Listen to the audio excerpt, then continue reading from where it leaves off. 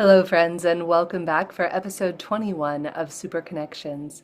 I'm Jennifer Cahill, and I love getting to play in this space of how we can superconnect to ourself, others, and our purpose. In today's solo episode, I'm going to give you tips and tricks of how to utilize AI to help you find your soul's purpose. Now, some of you might be scratching your heads and saying, "What, Jennifer? What are you talking about?" What if in today's episode I could tell you one thing you could do today to help you get closer to your purpose? Would that be worth listening? All right, great, then let's get started. Welcome to Superconnections. I am your host, Jennifer Cahill, helping you with the golden triangle of connection where you will superconnect to yourself, others, and your purpose. Join me each week as I will share from some of my favorite tips and tools for superconnecting, and I'll bring in some of my favorite friends and thought leaders to help support you on your journey to superconnecting to the life of your dreams. So first and foremost, let's talk about something a dear friend of mine years ago taught me, Curtis Estes. Curtis was somebody I knew from the legal field. He ran a successful financial services company out of Los Angeles. And back, probably 10 or 15 years, maybe even 20 years ago when we met, he had written his first book called Your Life by Design. And I'm going to share with you right now why this has stuck with me 10, 15, 20 years later and why I'm still quoting this book. We're now at a precipice, at a new point in humanity, in society, and a cross point in our own lives. Are you going to live your life afraid of AI, or are you going to use AI to help you live a more purposeful life? So Curtis Estes asked this question in his book. He asked, what if you could design your life? Here he was, a successful financial planner, helping people create their dream lives, whether it was having children, their dream vacation, buying their dream home. We all have hopes, wishes, dreams, and aspirations that we're striving for. So what if there was a formula that we could use to help us understand how we could be more effective? Now, I know some of you like to listen to this on Spotify or iTunes or whatever your favorite place is to listen to podcasts. Though this particular time, I'm going to encourage you, if you want, to drop onto our YouTube channel at Jennifer K. Hill. Again, that's at Jennifer K. Hill, where you'll be able to see visually what I'm doing, and then I'll also talk you through it. So essentially, in Curtis's book, he talks about this idea of a pyramid. Many of us have probably heard of this idea of Maslow's hierarchy of needs. So for those of you listening, I'm going to walk you through verbally what I'm going to show people on YouTube. So imagine that you have this triangle. Now, forgive my artistic abilities. My triangle is not quite as beautiful as it could be. So for those of you watching on YouTube, you can see I've clearly just drawn a sort of a triangle. We'll call it a triangle. And I'm going to put a couple of lines across this triangle. So we're starting off with a horizontal line across the bottom of the triangle and then just working our way up. So we'll just leave it really simple right now, where we basically have 4 separate areas of this triangle. In Curtis's book, what he suggested is to go through, and just like in Maslow's hierarchy of needs, of course, we all need food and shelter and all the things, right? In this bottom section of the triangle, I invite you to put in the things that you loathe doing. And this is fresh in my mind today because you don't appreciate what you have sometimes until it's not there. Unfortunately, we have a wonderful housekeeper who we've loved and worked with for 3 or 4 years since living in Lisbon. And she was sick all weekend, so I had no housekeeper, and I found myself doing many of the things on the triangle. I could have hired somebody else, but this is why this was fresh in my mind today for today's episode.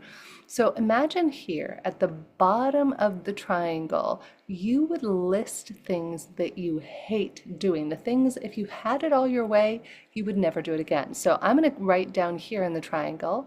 For those of you listening, I'll describe it. I'm writing down TT for take out trash.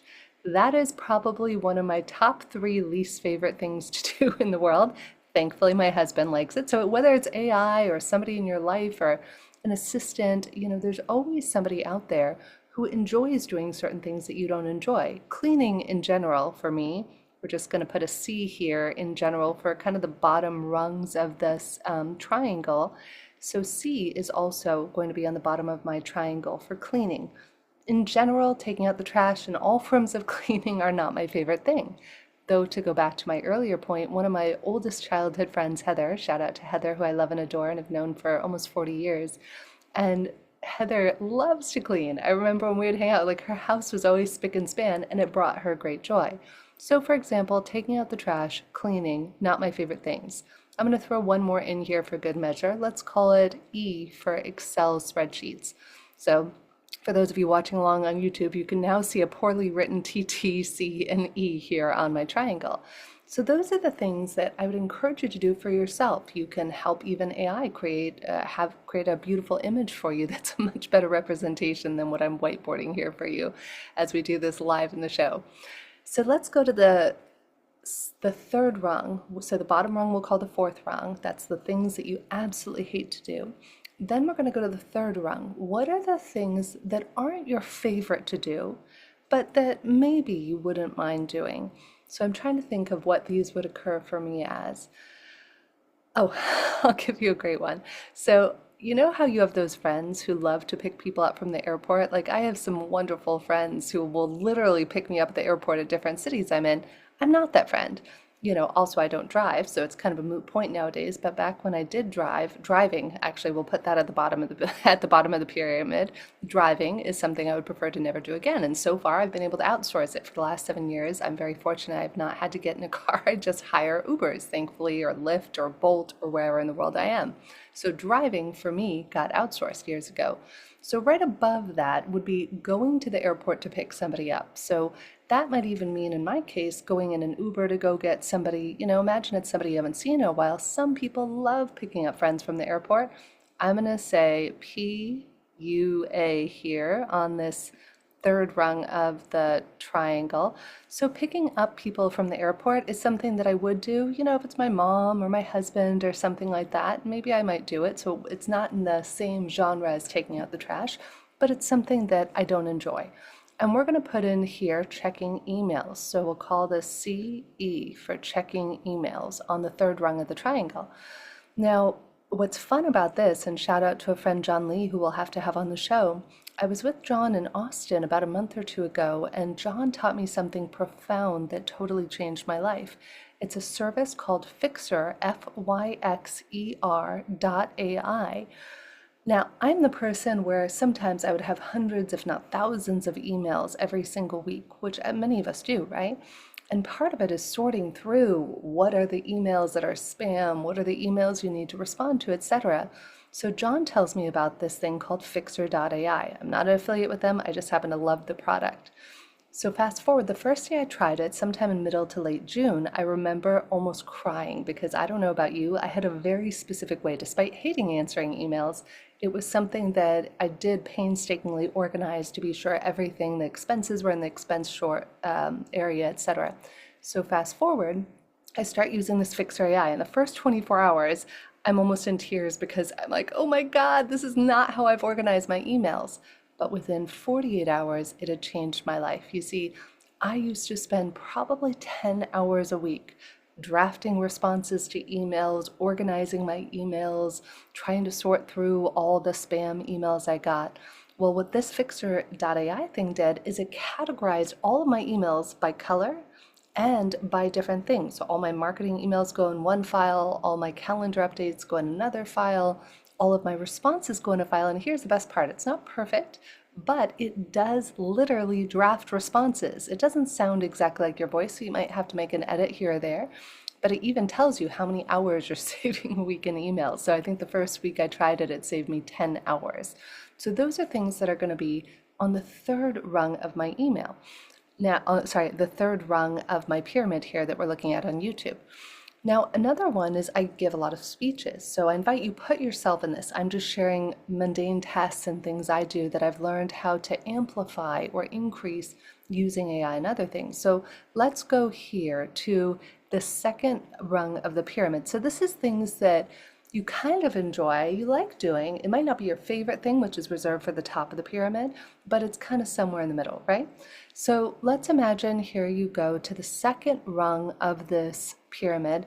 Something that I often do because I speak a lot around the world is PowerPoints. Now, I love, love, love writing speeches. That brings me great joy. So the writing speeches or articles would go up here for me. So I'm going to call this WS for writing speech.